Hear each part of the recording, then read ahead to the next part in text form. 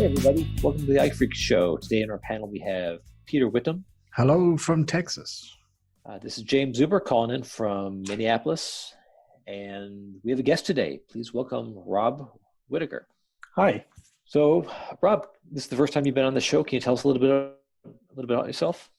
So I'm an iOS engineer and I talk and write quite a lot about accessibility and digital inclusion and kind of topics around about that. I have been doing iOS for professionally for around about 2 years now, but a hobbyist before that. And I work for Capital One here in the UK.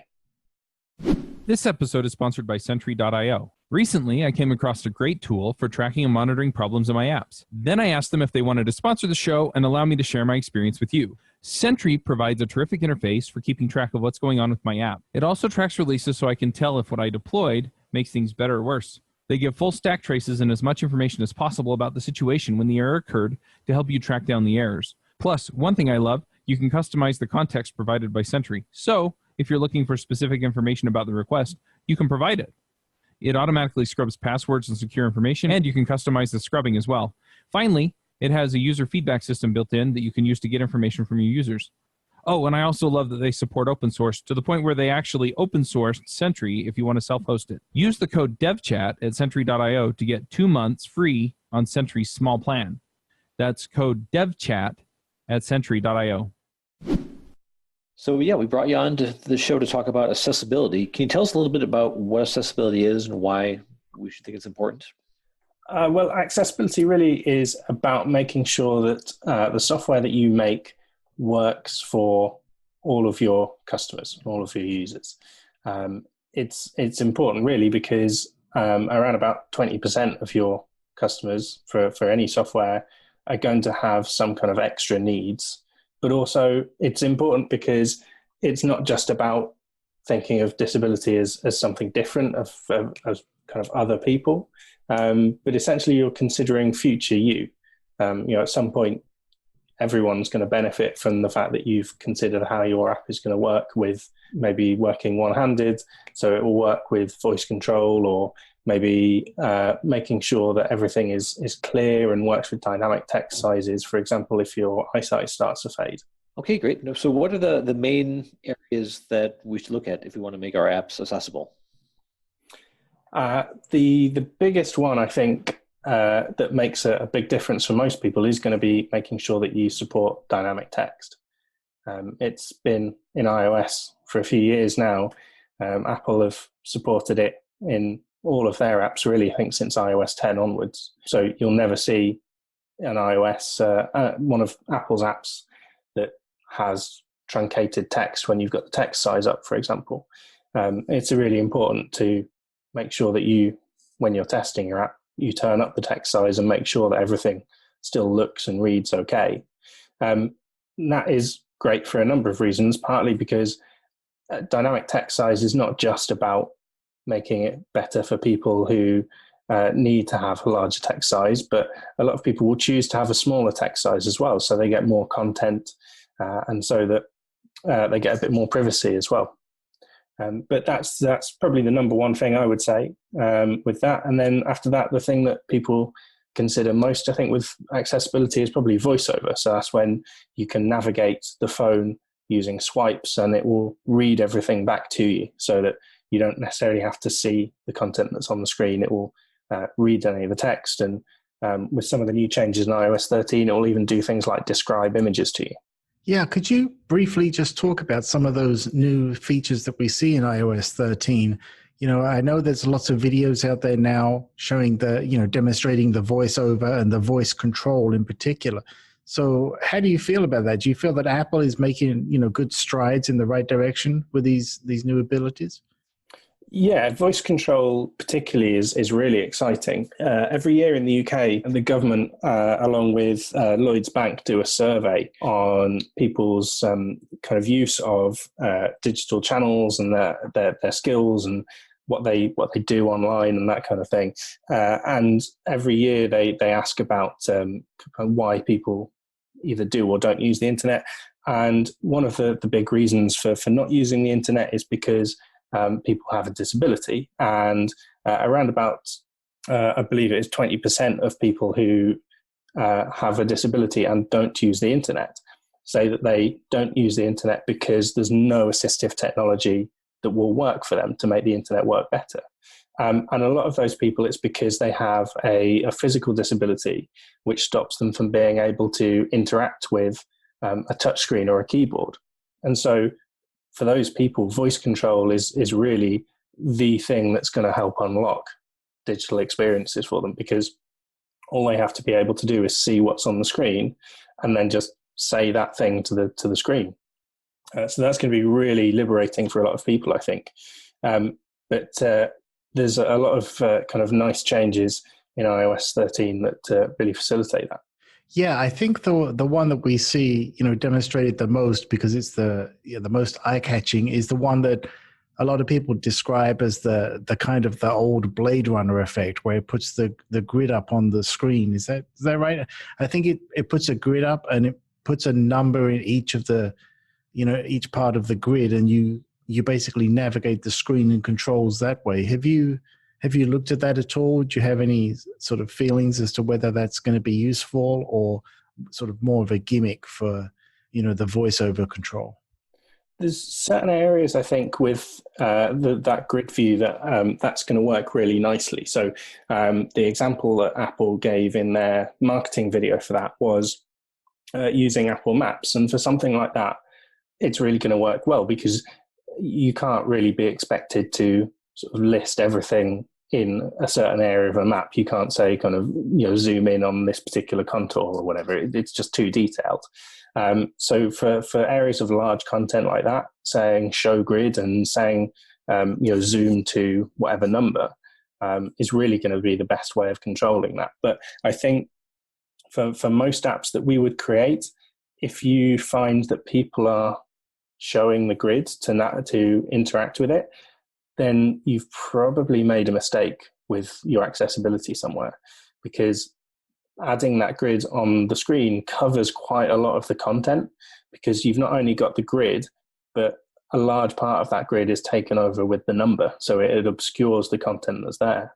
So I think it's probably worthwhile making sure that all of your controls and elements have meaningful accessibility labels. And there's a really easy way to do that as well.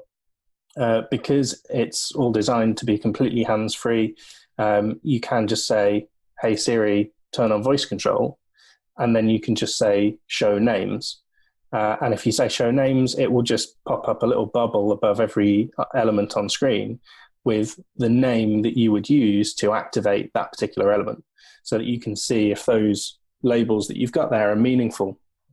So if you've got a really long label, no one's obviously going to say that to interact with it, because it's just going to be too long. So it's worth just firing that up and making sure that you've not accidentally left in some kind of image identifier or some really long label that's going to be unusable.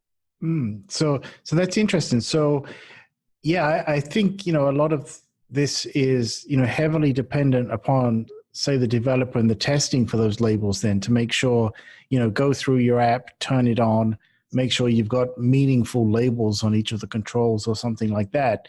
Now, I'm also wondering, because this is very much, like I say, it's very dependent upon the developer and the designers actually going in and setting these values. And do you feel that it's something that's often, over sort of neglected by the developer, and it's one of those, well, if we get time, we'll put it in, whereas it really should be as much of a priority as, say, designing the interface, something like that? It can be. iOS is really good at trying to figure these things out for you. And with SwiftUI, again, it does an even better job of a lot of that. With things like named controls in SwiftUI, really encourages you to add labels to elements that otherwise you might not have given labels to. But it can certainly be one of those things that kind of gets missed out when you are developing an app that you just kind of forget to add a label or something like that, because as most of us as developers, we don't use these technologies every day. So it's sometimes hard to understand exactly why it's so important and what we need to do to do that. But I'd always recommend as part of your normal testing step, when you're working on an element in your app, just enable voiceover, or now with iOS 13, maybe enable voice control. And it only takes a few seconds. Once you're used to how that works, it only takes a few seconds just to navigate through that and check that, yeah, actually this does work how I expected. So a part of that process that I'm thinking of for the, checking that an app is correct is the accessibility side. Is there something, how we can do automated testing, UI testing? Are there frameworks, or does Xcode or Apple provide tools that allows for automated accessibility testing? Kind of. So with XCUI testing, that actually does run from the accessibility tree, the accessibility user interface, as Apple sometimes call it. So what XCUI tests pick up on is not necessarily the content that you see on the screen, but it's the content that's being presented by the accessibility tree, which is what technologies like voice control and voiceover use. So if you have made a change to your accessibility tree by maybe changing the accessibility label to be something different to what's displayed, then that's the label you'll be asserting for in your UI test.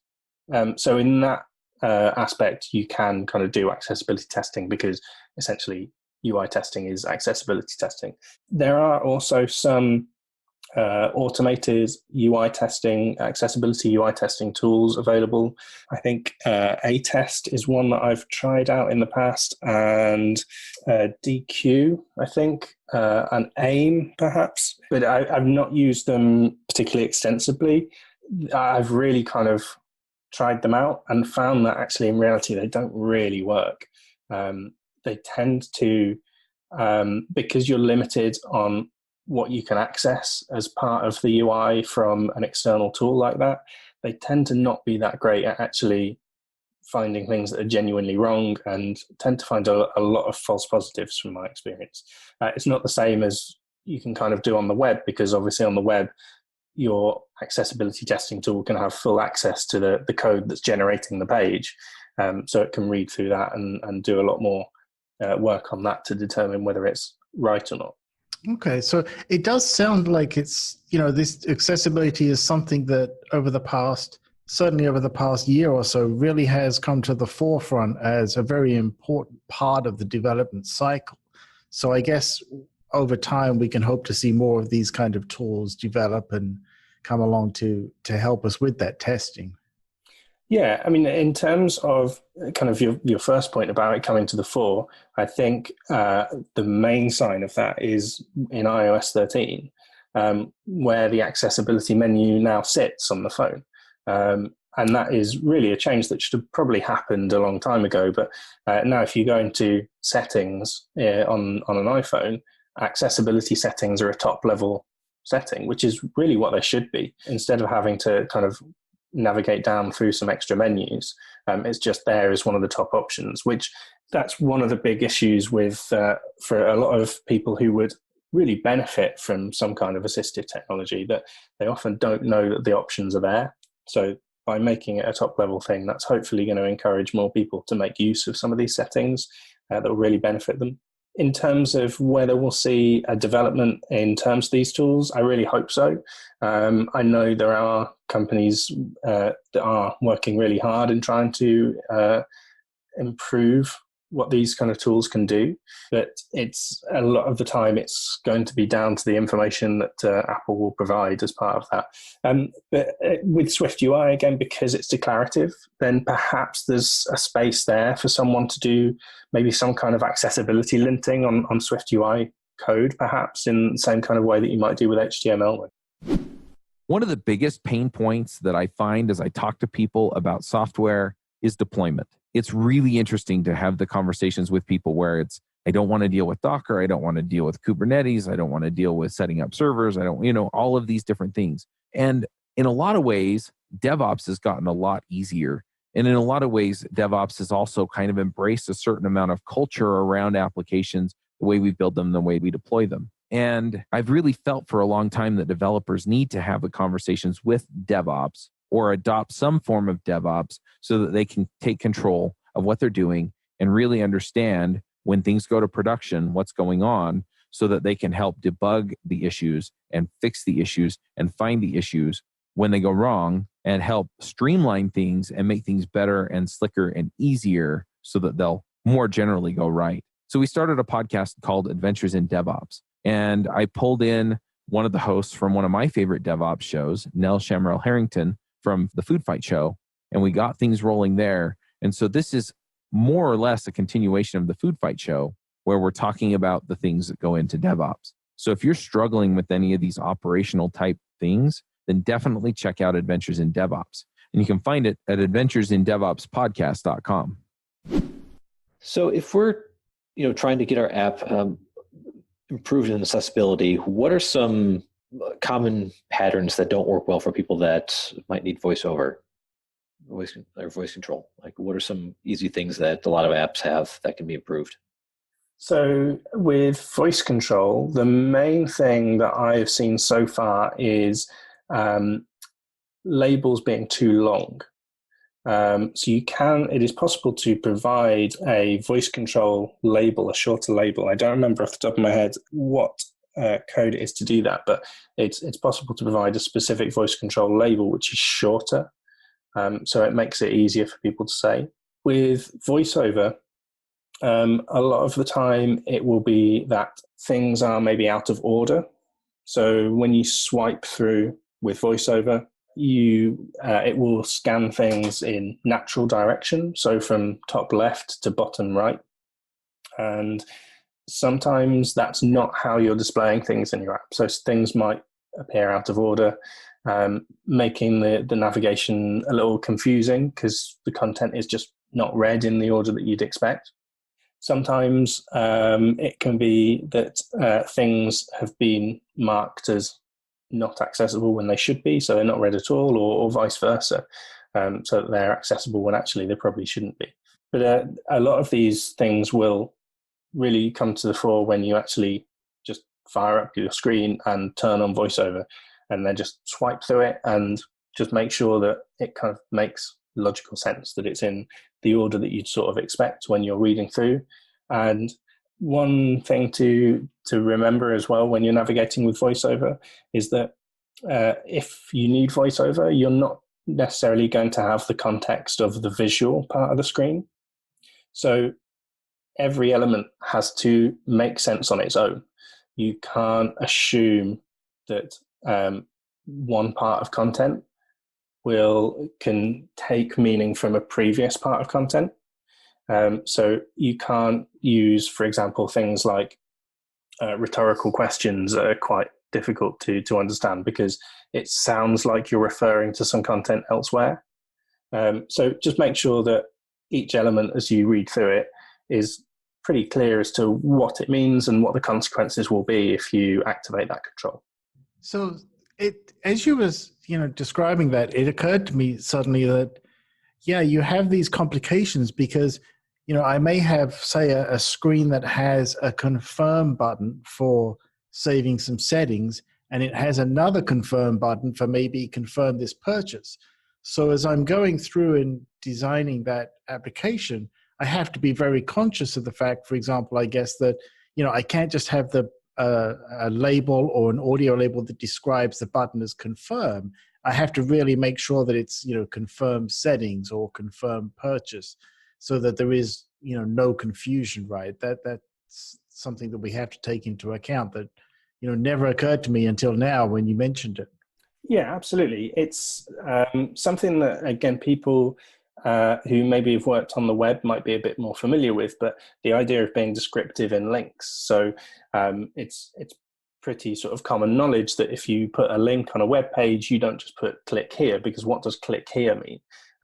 You can skip through using a screen reader like VoiceOver to just skip to links. And if you come to a link that says click here, well, why? Why are you going to click here? What's going to happen when you click here? Is something bad going to happen if you click there? So you would put a link as maybe a short sentence, or not quite a sentence, that really kind of explains, if you click here, this is what's going to happen. And we sometimes, I think, maybe forget that on iOS because We never really talk in terms of links that are in part of text. We talk in terms of buttons and controls.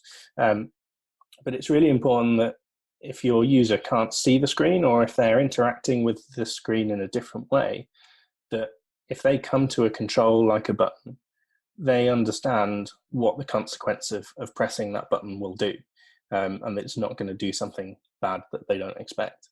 So yeah, if you have two buttons that say confirm on the same screen, in visual design, that might make perfect sense, and that might be okay, but I'd probably suggest maybe renaming it to confirm settings for that kind of thing. Or you can edit the accessibility tree so that you can give it an accessibility label that's different from the visual label. So you can still make the button say confirm when you look at it, but when you access it via VoiceOver or another assistive technology like a Braille keyboard or something like that, it will say confirm settings.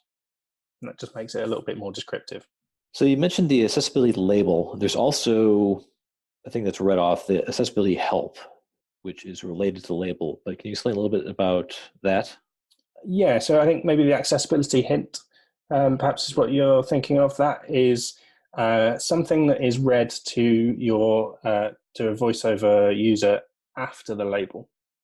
So the label will always be read first, and then if there are any relevant traits, VoiceOver will read those out. So that will be things like if it's a button, it will read. So for the example of the confirmation button, VoiceOver will read confirm, and then it will read button, because that's the trait. And then there will be a short pause, and then it will read the hint. So the hint is really to give just an extra little bit of context around what's going to happen, or if there's something that's a little bit different about that button. So one example that we have in our Capital One UK app is we have a screen where people can see their PIN. And we do that. We only show the PIN when people are pressing the button. So that means that it's extra security. So you actually have to be touching the screen to see the PIN, so that you're not going to accidentally show your PIN number to someone who's standing near. But when you use that in VoiceOver, normally to activate a button, you double tap a button. Obviously, that's not going to work for this, because we need to hold it. So we add a hint in there that says double tap and hold to read your PIN. So it just adds a little bit of context if something is maybe working in a way that's slightly different to normal. The one thing that you should kind of be aware of with hints, though, is that hints can be disabled, and a lot of VoiceOver users will disable hints because it slows down navigation. So if you are doing something where you think it's not necessarily completely obvious, absolutely add a hint, but just be aware that your VoiceOver users might not ever actually hear that hint. That makes sense. So I said help because I'm working with accessibility on a macOS project, and the macOS term for the same thing is the help. But yes, it is hints on iOS. So one thing that I've been running into with the work I've been doing, and you mentioned like creating a confirm button, and maybe you set the label as confirm settings or confirm whatever. We looked at doing that, or making a real descriptive thing with the hints and the helps and like that. And then I looked at like an Apple app that they use and how they used VoiceOver. And a lot of times they use the context around the button, and like the label is not something that does anything more descriptive than what's already the text on there. Have you noticed that? Is that a reasonable working pattern, or what? Yeah, you can infer context to a button from the other content that's around it. You can certainly do that. It's not necessarily something I generally suggest, just because to do that, you do have to make sure that the full content of your screen is logical for VoiceOver. Because if you do make a mistake, if you cause a regression later that causes things to become slightly out of order, and you're not thoroughly testing VoiceOver, then it's kind of going to kill that context a little bit. So I think a better option in general is just to be a little bit more explicit. But being explicit without being too verbose, I think, helps. Okay, no, that makes sense. Okay, so I noticed on your website you have a post regarding the European Accessibility Act, and I'm curious how that you feel that's going to come into play with, for developers in Europe, where you now have to, it's no longer an option and you have to follow these new rules. Do you feel that it's going to complicate things like timelines for product development? Obviously, I know eventually, developers will get used to this new pattern, but how do you feel that now comes into play on a daily basis for teams and developers? So there's nothing particularly new, to be honest, in the European Accessibility Act. Certainly in the UK, we have the Equality Act of 2010, which isn't quite so explicit, but essentially means the same kind of thing, that you have to consider accessibility for digital experiences. It's kind of similar to the ADA in the US, that it doesn't specifically say you need to make sure digital experiences are accessible, but that's certainly how the courts interpret it. In the UK, it's not as explicit as well, because it's not tested in the courts as much as it is in the US. But that law is still there, that everybody has to make apps that are accessible. So hopefully it shouldn't change things too much, because people should already be doing this. But in reality, with being EU law, there is more scope there for it to be tried in the courts and for that to become a bit more forceful than perhaps the Equality Act is. But I guess the main reason why I particularly focused on it in this blog post is for two reasons. Firstly, it's the first law anywhere in the world that I'm aware of, at least, that explicitly mentions mobile as a channel that needs to be accessible. Previously, everything kind of mentions web, if it mentions anything, and we've just sort of assumed that mobile's kind of an extension for web. But the EAA explicitly says mobile must be accessible. The other thing with the EAA is that it does have specific categories and certain things that must be done in those categories. So, for example, if you work in finance, in banking or some other kind of financial services, there are specific levels of your services must have this level of accessibility. And there are other things as well, like certain transportation services. And the main thing that will catch most apps is anything which is involved in any kind of digital transaction. So whether that is buying either digital or physical goods through an app. So if you do in-app purchases, or if you sell anything through your app, or if you even allow subscription services or something like that through your app, then you have to meet a certain standard of accessibility. And that is valid even if your company is not based or has a presence in the EU. If your app is in use within the EU, then you have to abide by that. Back when we were starting up new shows, one of the shows that got started was Views on Vue. And one of the things that was really fun about that is that I got to know a bunch of really terrific people in the Vue community. And furthermore, one thing that happened that really hadn't happened on any of the other shows, we actually got a member of the core team to come on as a regular panelist on the show. We have Chris Fritz on there. The other thing is you may recognize some of the other voices. Ben Hong, who's on the official Vue News podcast, is also a panelist on the show. He's worked for Politico and now works for GitLab. We also have a bunch of other terrific panelists that come on and talk to you about what's going on in the Vue community. And because they're so closely tied to Vue and they talk to people about Vue all the time, they're very up to date and very knowledgeable about what's going on in the Vue community.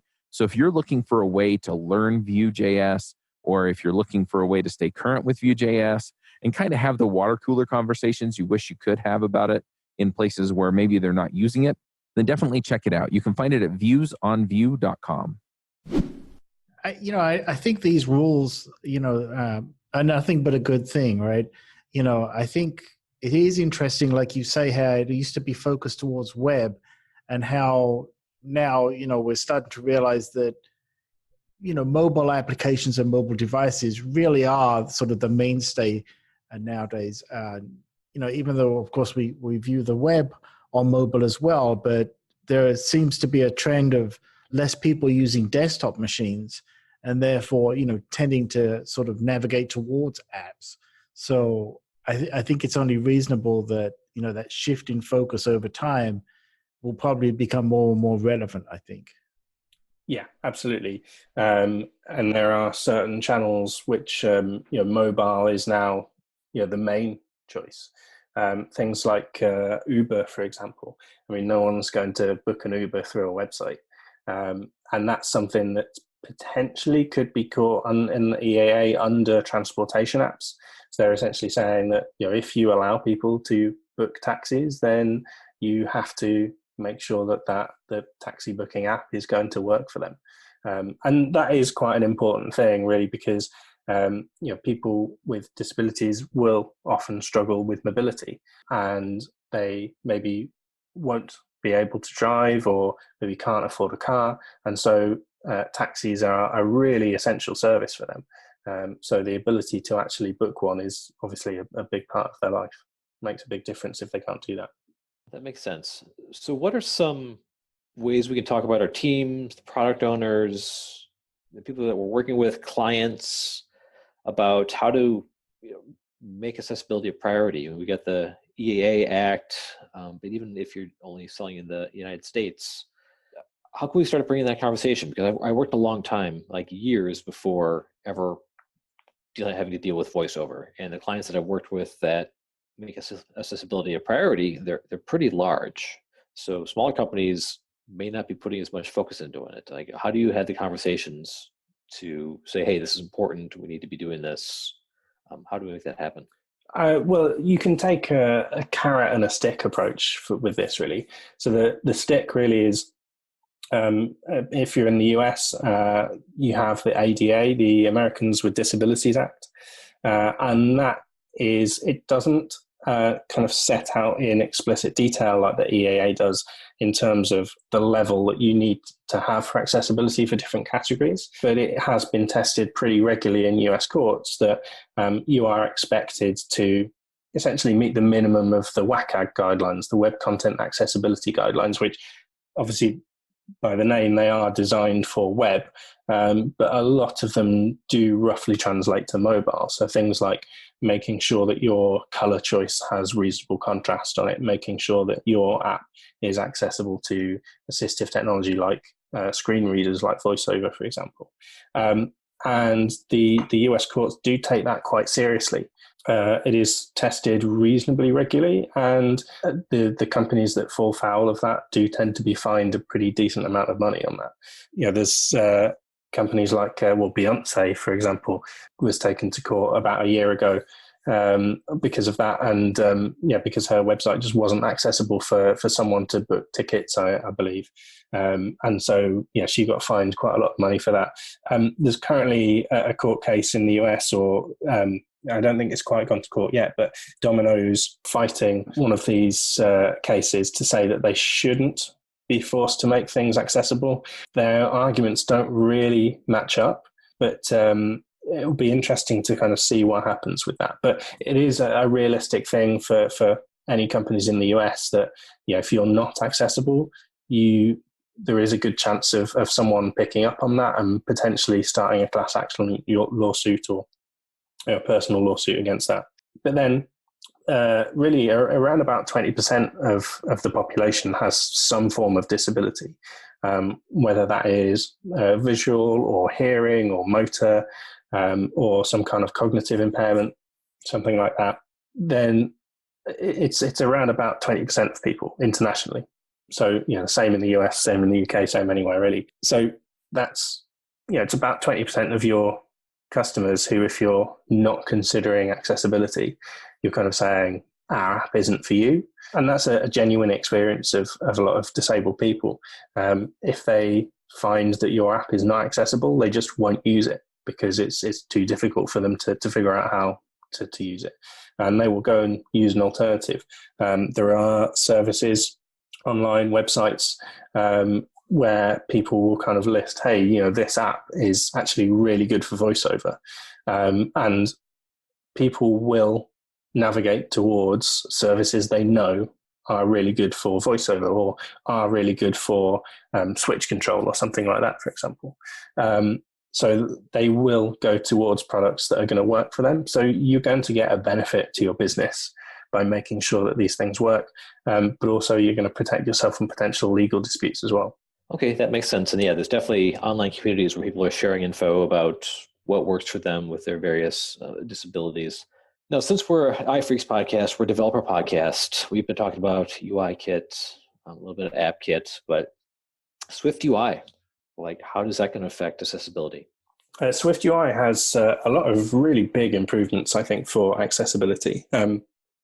If one of the big things that I've been suggesting to people over the summer about, what's one thing I can do to improve my accessibility in my app, adopting Swift UI is really going to be it.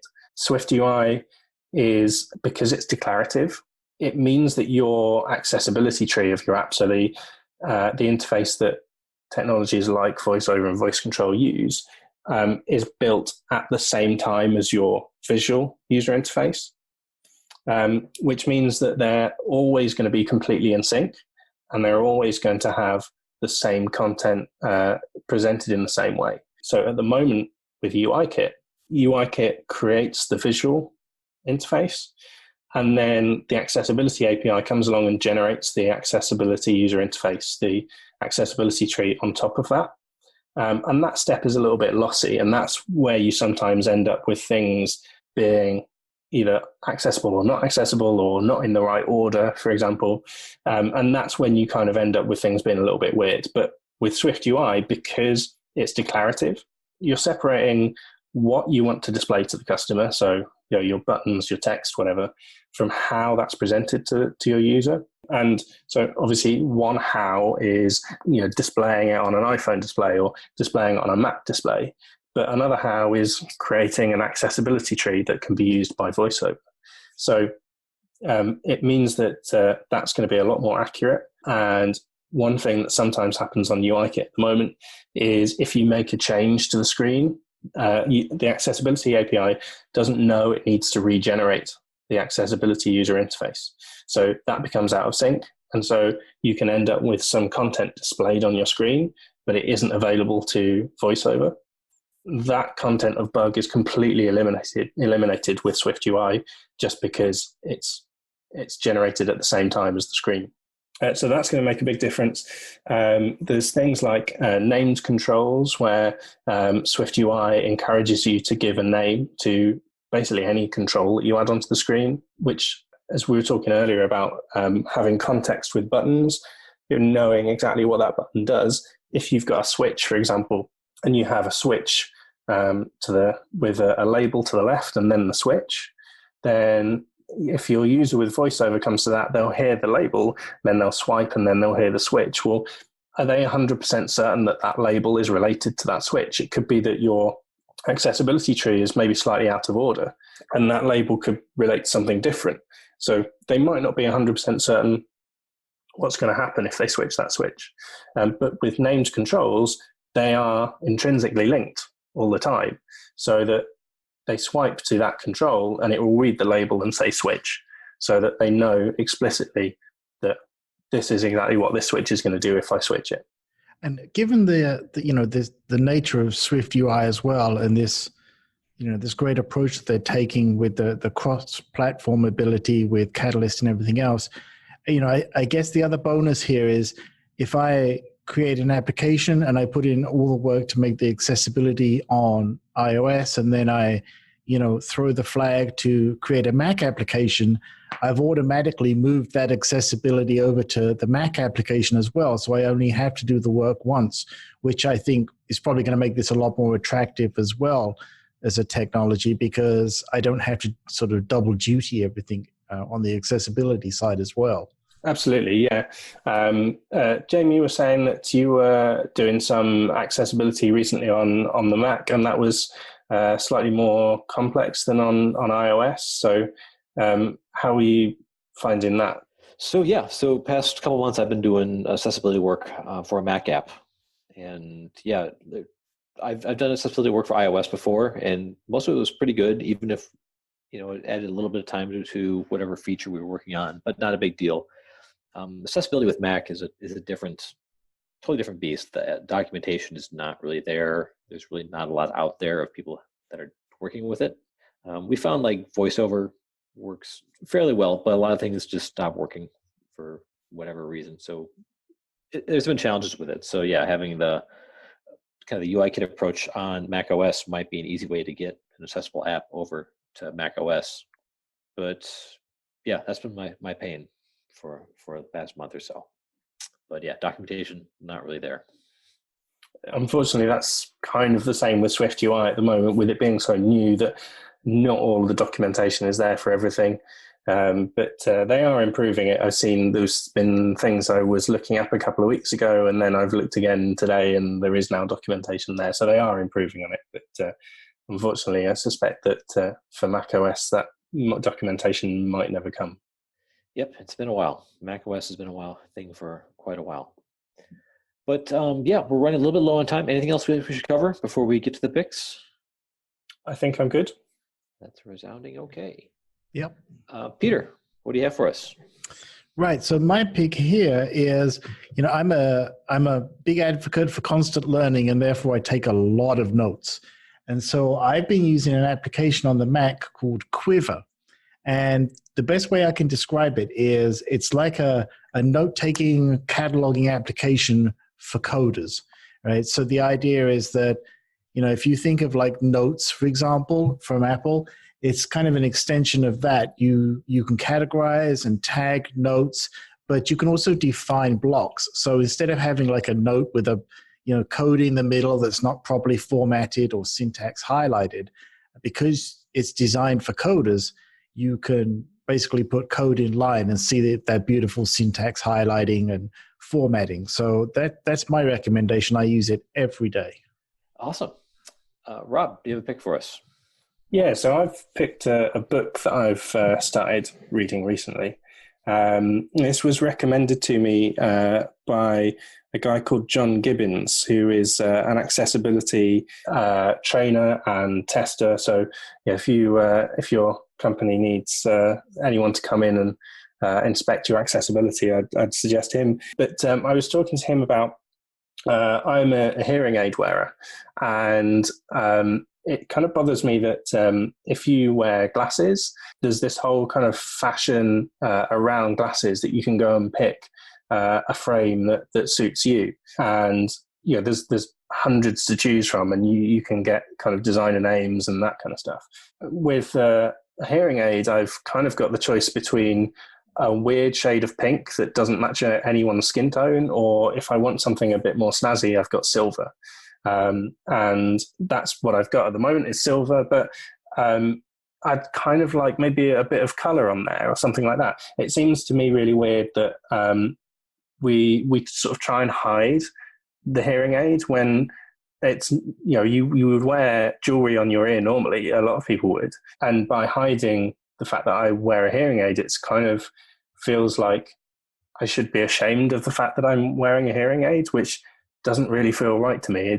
By making it into more of a fashion piece or a bit more of jewelry, then you're more sort of normalizing this kind of difference and disability and that kind of thing. So I was talking to John about that, and he recommended this book for me, Design Meets Disability by Graham Pullen.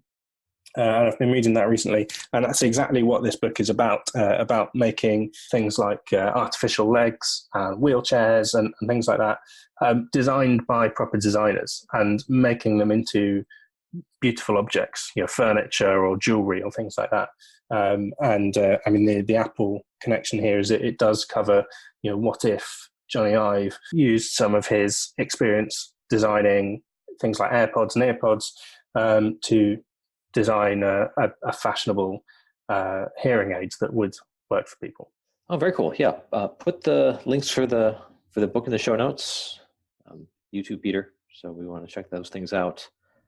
Yep. Awesome. So Rob, thanks for coming on the show. If people want to find you, how can they find you? So I'm most active on Twitter. It is Rob RWAPP. You can find me there on Twitter. Okay, and you have a blog as well? I do, yeah. rwapp.co.uk. I often add accessibility posts on there. Okay, great. Well, Peter, thanks for stopping by the panel, and Rob, we thank you for coming on the show. I learned a lot, and it's a topic that a lot of us don't really get into unless you have the opportunity. So I appreciate all the content, especially the book, because it's hard to get context if you're not working directly with people that might have a disability, sight, or hearing. So it's always good to find to read people's experience so you can have a little more empathy with your own work and just trying to figure out what exactly to do with disability or how to make things more accessible. So I appreciate that. Yeah, thanks for coming on the show. And for everyone else, we'll see you next week. Bandwidth for this segment is provided by CacheFly, the world's fastest CDN. Deliver your content fast with CacheFly.